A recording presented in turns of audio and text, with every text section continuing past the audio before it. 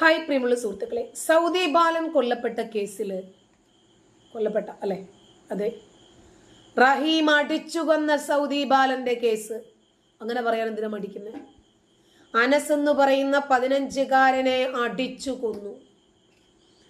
ആ കേസില് ഒരു സമാധാനം എന്ന് പറയുമ്പോൾ പ്രോസിക്യൂഷൻ സമർപ്പിച്ച സത്യവാങ്മൂലമാണ് റഹീമിന്റെ മോചന ഉത്തരവ് നീളാൻ കാരണമായത്. ഇക്കാര്യത്തിൽ വിശദമായ പരിശോധനയ്ക്ക് കോടതി തീരുമാനിക്കുകയായിരുന്നു. കൊലപാതകം സംബന്ധിച്ച കണ്ടെത്തലുകളിൽ കൂടുതൽ ചോദ്യങ്ങളും കോടതിയിൽ നിന്നുണ്ടായി. കേസിന്റെ തുടക്കത്തിൽ റഹീമിനെതിരെ ശേഖരിച്ച ശാസ്ത്രീയമായ തെളിവുകൾ ഉൾപ്പെടെ 7 പ്രധാനപ്പെട്ട കണ്ടെത്തലുകൾ തന്നെയാണ് ഇപ്പോഴും റഹീമിന്റെ മോചനത്തിന് വിലങ്ങുതടിയായി നിൽക്കുന്നത്. കൊലപാതകം വ്യക്തമാക്കിയ കുറ്റസമ്മത മൊഴി, അനസ് എന്ന് പറയുന്ന പയ്യനെ, കൗമാരക്കാരനെ ഞാൻ അടിച്ചു കൊന്നു എന്ന് റഹീം തന്നെ കോടതിയിൽ സമ്മതിച്ചടാ. പിന്നെ ഞാൻ പറയുമ്പോൾ നീയൊക്കെ എന്റെ തന്തയ്ക്ക് വിളിക്കേണ്ട കാര്യം എന്താ? റഹീം പറഞ്ഞ FIR പുറത്തു വന്നിട്ടുണ്ട് സുഹൃത്തുക്കളെ. റഹീമിനെതിരെ കൂട്ടുപ്രതിയായ നസീർ നൽകിയ മൊഴി ഞാനിതൊന്നും അറിഞ്ഞിട്ടില്ല. അവനെ കൊന്നു കഴിഞ്ഞിട്ടാണ് എന്നെ വിളിച്ചിട്ടൊരു കഥ ഉണ്ടാക്കിയത്. ആ നസീറില്ലാത്ത ചേതെന്താടാ എനിക്ക്? റഹീം പറഞ്ഞു ഞാൻ അടിച്ചു കൊന്നതാണ്. വായിക്കൂടെ നുരയും പതയും വന്നു. കഴുത്തിൽ ശ്വസിക്കാൻ വേണ്ടിയിട്ട് ഫിറ്റ് ചെയ്തിരുന്ന ഇൻസ്ട്രുമെന്റ് ഡിസ്കണക്റ്റ് ആയി. കുട്ടിക്ക് ശ്വാസം എടുക്കാൻ കഴിഞ്ഞില്ല, പിടഞ്ഞു മരിച്ചു. നസീർ പറഞ്ഞു റഹീം കൊന്നതാണ്. അതിനൊന്നും നിങ്ങൾക്കൊരു വിഷമവും ഇല്ല. അവര് പറഞ്ഞത് രേഖാമൂലം പുറത്തു വന്നപ്പോൾ അത് പറയുമ്പോൾ എന്നെയാണല്ലോ നിയോഗ ചെയ്ത് വിളിക്കുന്നത്. ഇനി അന്വേഷണ ഉദ്യോഗസ്ഥരുടെ സാക്ഷി മൊഴി. നിങ്ങൾ നസീറിനെ പറയുന്നില്ല, റഹീമിനെ പറയുന്നില്ല, അന്വേഷണ ഉദ്യോഗസ്ഥരെ പറയുന്നില്ല. ഫോറൻസിക് പരിശോധനയിൽ തെളിഞ്ഞതാണ് റഹീം കൊന്നതാണെന്ന്. അവർക്കൊരു കുഴപ്പമില്ല. മെഡിക്കൽ റിപ്പോർട്ടിലുണ്ട് ഇവൻ കൊന്നതാണെന്ന്, കുഴപ്പമില്ല നിങ്ങൾക്ക്. പോസ്റ്റ്മോർട്ടം റിപ്പോർട്ടിലുണ്ട്, ഇതിലൊന്നും ഒരു കുഴപ്പമില്ല. ഇതൊക്കെ കോടതി റഹീം കൊലപാതകിയാണ് എന്ന് തെളിയിക്കാൻ സമർത്ഥിച്ച രേഖകളാണ്. മനഃപൂർവ്വം കൊലപാതകം നടത്തിയിട്ടില്ലെന്നും അബദ്ധത്തിൽ സംഭവിച്ചതാണെന്നും മരിച്ച ബാലനുമായി മുൻവൈരാഗ്യമില്ലെന്നും റഹീം കോടതിയെ ബോധിപ്പിച്ചു. പറഞ്ഞിട്ട് കാര്യമില്ല, പൊലിഞ്ഞതൊരു ജീവനാണ്. അറിഞ്ഞാണെങ്കിലും അറിയാതെയാണെങ്കിലും അതേ നമ്മളും പറഞ്ഞിട്ടുള്ളൂ, അവനൊരു കൊലപാതകിയാണ്.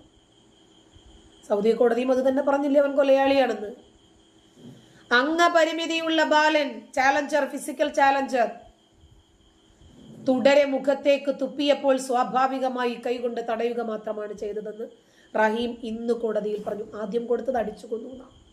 ഞാൻ അടിച്ചു, എൻ്റെ അടിയിലാണ് അവൻ മരിച്ചത് എന്ന് FIR-ലുണ്ട്. 18 വർഷം കഴിഞ്ഞപ്പോൾ എങ്ങനെ മാറ്റി പറയുക? എന്നാൽ പ്രോസിക്യൂഷൻ ഹാജരാക്കിയ ശാസ്ത്രീയ തെളിവുകളിൽ കോടതി പരിശോധിക്കാൻ വീണ്ടും തീരുമാനിച്ചു, പുനഃപരിശോധിക്കണമെന്ന്. പ്രൈവറ്റ് റൈറ്റ് പ്രകാരം ദിയാധനം സ്വീകരിച്ച് കുടുംബം മാപ്പ് കൊടുത്ത് വധശിക്ഷ റദ്ദാക്കിയെങ്കിലും മോചനം യാഥാർത്ഥ്യമാകാൻ പബ്ലിക് റൈറ്റ് പ്രകാരം ഇനിയും അതിൻ്റെ കൂടി ഭാഗത്ത് നിന്ന് വിടുതൽ കിട്ടണം. പബ്ലിക് റൈറ്റും കൂടി എടുക്കുന്നുണ്ട് കോടതി. ഇനി പരിഗണിക്കുമ്പോൾ പബ്ലിക് റൈറ്റ് പ്രകാരം കൂടുതൽ കാലം തടവ് ശിക്ഷ വിധിക്കുമോ, മോചന ഉത്തരവ് പുറപ്പെടുവിക്കുമോ, നാട് കടത്തുമോ? റഹീം സ്ഥിരം കുറ്റവാളിയല്ല എന്നതും മറ്റു കേസുകളിൽ പ്രതിയല്ല എന്നതും ഒരു പരിധിവരെ ഇയാൾക്കൊരാശ്വാസമാണ്. 18 വർഷമായി തുടരുന്ന തടവ് പബ്ലിക് റൈറ്റ് പ്രകാരമുള്ള ശിക്ഷയായി പരിഗണിച്ച് മോചന ഉത്തരവുണ്ടാകുമോ എന്നറിയില്ല. ഇനിയും എൻ്റെ ഈ പോസ്റ്റിൻ്റെ അടിയിൽ വരുന്ന കമൻസ് ഒക്കെ അവൻ്റെ ഉമ്മയെ കുറിച്ചിട്ടായിരിക്കും. എല്ലാവർക്കും ഉണ്ടൊരുമ്മ. ഏത് പ്രതികൾക്കാണ് അമ്മയില്ലാത്തത്? ആർക്കാണ് ഇത്തരം മൃദുല വികാരങ്ങളിൽ, ഇമോഷണൽ ചിന്തകളിൽ ഉള്ള ആളുകളില്ലാത്തത്? 10 പേരെ കൊന്നവനും കുടുംബമുണ്ട്, അവനെ കാത്തിരിക്കുന്ന ഭാര്യയും മക്കളുമുണ്ട് എന്ന് കരുതി അവരൊന്നും കൊലപാതകികളാകാതിരിക്കത്തില്ല. ഇതേ ഞാനും പറഞ്ഞിട്ടുള്ളൂ. റഹീമിനെ നിങ്ങളിങ്ങനെ വെള്ളപൂശി അയാളെ ഒരു പ്രവാചകനാക്കിയൊക്കെ കൊണ്ട് നടക്കണ്ടെന്നേ പറഞ്ഞിട്ടുള്ളൂ. അയാളെ രക്ഷപ്പെടുത്താൻ ശ്രമിച്ചോട്ടെ, 34 കോടി എന്ന് പറഞ്ഞ് 60 കോടി രൂപ നിങ്ങൾ കയ്യിലാക്കി പിരിച്ചെടുത്ത്. അതിന്റെ കണക്ക് ചോദിക്കുമ്പോൾ നിങ്ങൾ എത്ര തന്നു എന്നാ ചോദിക്കുന്ന? പൊതുജനത്തിന്റെ പണമല്ലേ. ഇപ്പൊ റിയാദിലെ ജയിലിലാണ് നിലവിൽ ഇയാളുള്ളത്. കോഴിക്കോട് സ്വദേശിയാണ്. ഇന്നും ഇയാളുടെ മോചനത്തെ സംബന്ധിച്ച് ഉത്തരവ് പുറത്തു വന്നില്ല. ഞായറാഴ്ച കോടതി കേസ് പരിഗണിച്ചു. മോചന ഉത്തരവ് കിട്ടിയില്ല. സിറ്റിംഗ് പൂർത്തിയായി. വിധി പറയൽ 2 ആഴ്ചയ്ക്ക് ശേഷമാണ് എന്ന് ഇന്നത്തെ സിറ്റിംഗിന് ശേഷം കോടതി അറിയിച്ചു. കഴിഞ്ഞ മാസം 21-ന് നടന്ന സിറ്റിംഗിലാണ് കേസ് ഇന്ന് പരിഗണിക്കുമെന്ന് പ്രഖ്യാപിച്ചത്. പബ്ലിക് പ്രോസിക്യൂഷൻ അടക്കമുള്ള വകുപ്പുകളിൽ നടപടിക്രമങ്ങൾ പൂർത്തിയാകാത്തതുകൊണ്ട് ഇന്ന് മോചന ഉത്തരവുണ്ടാകുമെന്ന് പ്രതീക്ഷിച്ചിരുന്നു. സൗദി ജയിലിൽ കഴിയുന്ന അബ്ദുൾ റഹീമിന്റെ വധശിക്ഷ കോടതി റദ്ദ് ചെയ്തു. ബ്ലഡ് മണിയുടെ ചെക്കും രേഖകളും കോടതിയിൽ എത്തിച്ചതോടെ മോചനത്തിനായിട്ടുള്ള നടപടിക്രമങ്ങളൊക്കെ പൂർത്തിയായി. തുടർന്നാണ് വധശിക്ഷ മാത്രം റദ്ദ് ചെയ്ത് വിധി വന്നു. അതേസമയം റഹീമിന്റെ മോചനത്തിന് വേണ്ടി സമാഹരിച്ച ഫണ്ടിൽ ബാക്കിയുള്ള 11.5 കോടി രൂപ മറ്റ് ജീവകാരുണ്യ പ്രവർത്തനങ്ങൾക്ക് ഉപയോഗിക്കാൻ ധാരണയായി.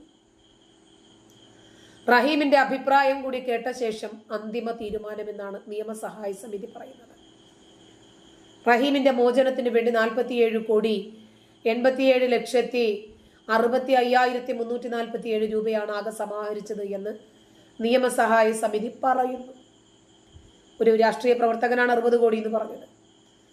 കോഴിക്കോട് നടത്തിയ വാർത്താ സമ്മേളനത്തിലാണ് സമിതി കണക്ക് പുറത്തുവിട്ടത്.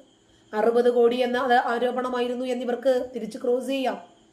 അപ്പൊ 60 കോടിക്ക് മേലെ പോയിട്ടുണ്ട് എന്നതാണ് പല ആളുകളും ഉന്നയിക്കുന്ന വിമർശനം. ദിയാധനം ഉൾപ്പെടെയുള്ള ചെലവ് 36,27,34,927 രൂപയാണത്രേ. ബാക്കി 11,60,30,420 രൂപ ട്രസ്റ്റ് അക്കൗണ്ടിലുണ്ട്. ഈ തുക എന്ത് ചെയ്യണമെന്ന് റഹീം തിരിച്ചെത്തിയ ശേഷം തീരുമാനിക്കും. ആലോചിച്ച് നോക്കണം. അവന് വേണ്ടി വലിയ ഒരു വിഭാഗം ആളുകൾ, അവൻ ചെയ്ത കൊലയ്ക്ക് പണം കൊടുക്കാൻ ആളുകൾ, തിരിച്ചു വരുമ്പോൾ അവനെ കാത്തിരിക്കുന്നത് 11 കോടിയോളം രൂപ. അവന്റെ വായിൽ നിന്നും ഒരു വാക്കൊന്നും മൊഴിയാൻ വേണ്ടിയിട്ട് എന്താ 11.5 കോടി രൂപ ചെയ്യേണ്ടത്? കാക്ക പറയും. ഏതെങ്കിലും ഒരു കൊലയാളിക്ക് ലോകത്തെവിടെയെങ്കിലും ഇത്രയും ഇതിൽ കൂടുതൽ ആനുകൂല്യങ്ങൾ കിട്ടിയിട്ടുണ്ടോ? പദവികൾ കിട്ടിയിട്ടുണ്ടോ? ഇനി അയാൾ പുറത്തു വരുമ്പോഴോ ചുറ്റും മാധ്യമ പ്രവർത്തകര്, 100 കണക്കിന് ക്യാമറകൾ, 100 കണക്കിന് മൈക്കുകൾ. സെലിബ്രിറ്റിയായി മാറിയ ഒരു കൊലയാളിയായ റഹീം പോരേ പൂരം. ഇയാളെ ജയിൽ മോചിതനാക്കിയാൽ പോലും അയാളെ നമ്മുടെ നാട്ടിലേക്ക് വിടരുതെന്നും നാട് കടത്തണമെന്നുമാണ് റിയാദ് കോടതി ഉത്തരവിട്ടത്. ഇന്ത്യയിലേക്ക് വിടുക എന്നുള്ളതല്ല. ഇന്ന് രാവിലെ ആരംഭിച്ചതാണ് നടപടിക്രമങ്ങൾ. അതിനൊടുവിലാണ് കോടതി ഒരു വിധി പുറപ്പെടുവിച്ചത്. റിയാദ് ക്രിമിനൽ കോടതിയുടെ പുതിയ ബെഞ്ചാണ് കേസ് പരിഗണിച്ചത്. മലയാളികൾ കാത്തിരുന്ന അബ്ദുറഹീമിന്റെ ജയിൽ മോചനം സാധ്യമാകും. പക്ഷേ നാട് കടത്താനാണ് വിധി.